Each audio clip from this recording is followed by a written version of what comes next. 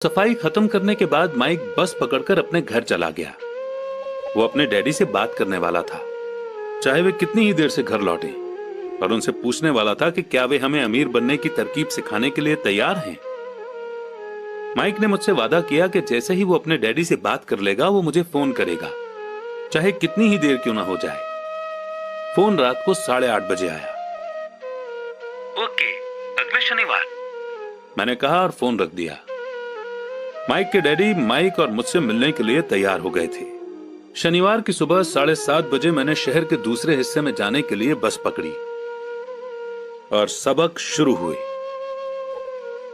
मैं तुम्हें 1 घंटे के 10 सेंट दूंगा। 1956 की सैलरी के हिसाब से भी 10 सेंट हर घंटे की सैलरी से कम थे। माइकल और मैं सुबह 8 बजे उसके डैडी से मिले। वे पहले से ही बिजी थे और उनके पास 1 घंटे से भी ज्यादा का काम मौजूद था। जब मैं उनके साधारण छोटे और साफ घर के सामने पहुंचा तो मैंने देखा कि उनका कंस्ट्रक्शन सुपरवाइजर अपने पिकअप ट्रक में वहां से जा रहे थे। माइक मुझे दरवाजे पर ही मिल गया।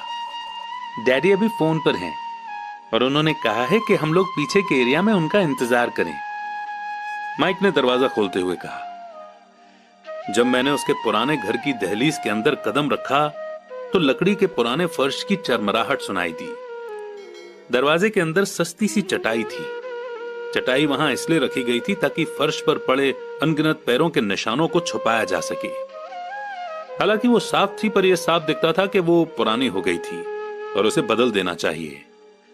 जब मैं लिविंग रूम में घुसा तो वहां मेरा दम घुटने लगा था। वहां पुराने फर्नीचर की बू आ रही थी और उसमें कोई शक नहीं है कि उस फर्नीचर को म्यूजियम में होना चाहिए था। सोफे पर 2 औरतें बैठी थी जिनकी उम्र मेरी मां से थोड़ी ज्यादा होगी। औरतों के सामने एक आदमी मजदूरों के कपड़ों में बैठा हुआ था। उसने खाकी पैंट और खाकी शर्ट पहन रखा था, हालांकि कपड़े साफ और प्रेस किए हुए थे। उस आदमी की उम्र मेरे डैडी से लगभग 10 साल ज्यादा होगी, शायद 45 साल। ये लोग कौन हैं? मैंने पूछा। अरे ये लोग डैडी के लिए काम करते हैं। बूढ़ा आदमी उनके वेयर हाउसों को संभालता है और औरतें रेस्टोरेंट की मैनेजर हैं। और तुमने उस कंस्ट्रक्शन सुपरवाइजर को तो देखा ही होगा जो यहां से 50 मील दूर एक सड़क के प्रोजेक्ट पर काम कर रहा है। उनका दूसरा सुपरवाइजर जो बहुत से घर बना रहा है वो तुम्हारे आने के पहले ही जा चुका है। क्या ऐसा हमेशा ही होता है? मैंने पूछा। हमेशा तो नहीं, पर अक्सर ऐसा ही होता है, माइक ने कहा और मेरे पास अपनी कुर्सी खींचते हुए वो मुस्कुराया। मैंने उनसे पूछा था कि क्या वे हमें पैसा बनाना सिखाएंगे। माइक ने मुझे बताया। अच्छा, और उन्होंने इसका क्या जवाब दिया? मैंने एक्साइटेड होकर पूछा। पहले तो उनके चेहरे पर हंसी आई, फिर कुछ सोचकर उन्होंने कहा कि वे हमारे सामने एक ऑफर रखेंगे। अच्छा, मैंने कहा और अपनी कुर्सी की पीठ दीवार से टिका ली। मैं वहां कुर्सी के पिछले 2 पैरों के सहारे टिका बैठा रहा। माइक ने भी ऐसा ही किया। क्या तुम्हें पता है वो कौन सा ऑफर देने वाले हैं? मैंने पूछा। नहीं, पर हमें जल्दी इसका पता चल जाएगा। अचानक माइक के डैडी उस पुराने दरवाजे से घुसकर उस कमरे में दाखिल हुए जहां हम बैठे हुए थे। माइक और मैं अपने पैरों पर कूद गए, आदर के कारण नहीं बल्कि इसलिए कि हम चौंक गए थे। तो बच्चों, तैयार? माइक के डैडी ने एक कुर्सी हमारे पास खिसकाते हुए पूछा। हमने अपने सिर हिलाए और अपनी कुर्सियों को दीवार के पास से खींचकर उनके सामने रख लिया। वे एक लंबे चौड़े शरीर के मालिक थे, लगभग 6 फीट ऊंचे और वजन करीब 90 किलो होगा। मेरे डैडी इससे ऊंचे थे, लगभग इसी वजन के, और माइक के डैडी से 5 साल बड़े। वे लगभग एक जैसे ही थे, हालांकि दोनों एक ही प्रजाति के नहीं थे। हो सकता है कि उनकी एनर्जी एक सी हो।